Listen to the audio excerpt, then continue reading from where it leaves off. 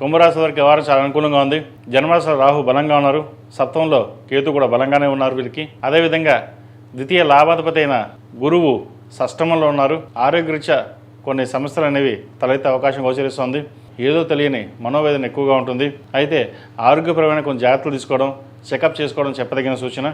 అదేవిధంగా సంతానం సంబంధించిన విషయాలు సానుకూలంగా ఉంటుంది. జీవిత భాగస్వామితో చిన్నపాటి విభేదాలు వచ్చినప్పటికీ సామరస్యపోతాయి. అదేవిధంగా రావాల్సిన ధనం ఏదైతే ఉందో కొంతవరకు చేతికి అందుతుంది. వ్యాపారం అంతంత మాత్రంగా ఉన్నప్పటికీ లాభాలు బాగుంటాయి. ఎప్పుడో పెట్టిన స్థిరాస్తుల విలువ పెరగడం, రియల్ ఎస్టేట్ పరంగా మంచి లాభాలు వచ్చాయనుకుంటారు. దశమాధిపతి తృతీయాధిపతి అయిన కుజుడు తృతీయ స్థానంలో ఉన్నారు. వ్యయాధిపతి రాష్ట్రాధిపతి అయిన శని ద్వితీయంలో ఉన్నారు. వీరు బలంగా ఉన్నారు కుటుంబ స్థానంలో.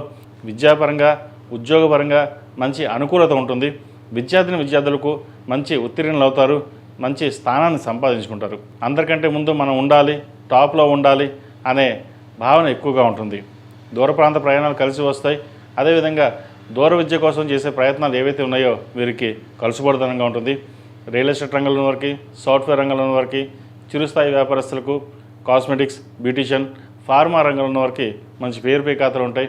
అదేవిధంగా అలాగే ధనం అనేది ఖర్చు ఎక్కువగా ఉంటుంది. అయితే శుభకార్యాలు ఖర్చు పెడతారు. సంతానం సంబంధించిన విషయాలు బాగున్నాయి. వివాహ ప్రయత్నాలు చేస్తున్న వారికి మంచి సంబంధం కుదురుతుంది. వివాహం అయ్యే అవకాశాలు తప్పకుండా గ్రహగతులు గోచరిస్తోంది. ఈ రాశిలో జన్మించిన స్త్రీలకు వృత్తి ఉద్యోగాల పరంగా సానుకూలంగా ఉంటుంది. వ్యాపార నిత్యం చేసే ప్రయత్నాలు కలిసి వస్తాయి. ఉద్యోగం వాటికి స్థిరత్వం లేకుండా ఉన్న ఉద్యోగం నుంచి ఇంకో ఉద్యోగం మారడం అనేది ఏర్పడుతుంది. ఉద్యోగ ప్రయత్నాలు ప్రారంభించేటప్పుడు వచ్చిన కంపెనీ బాగుందా లేదా, మంచి కంపెనీయా లేదా అని ఆచితూచి వ్యవహరించాలి.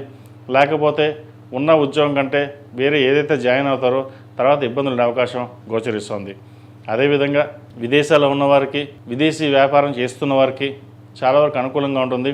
చేద్దాకా వచ్చిన పనులు చేజారిపోతున్నాయనే భావన కాకుండా మంచి ప్రయత్నం చేయండి, కలుసుబడతనంగా ఉంటుంది. సప్తమాధిపతి అయిన రవి చతుర్థంలో ఉన్నారు. భూ సంబంధించిన క్రయ విక్రయాలు లాభసాటిగా ఉంటుంది. కష్టే ఫలే, కష్టానికి తగిన ప్రతిఫలం లభిస్తుంది.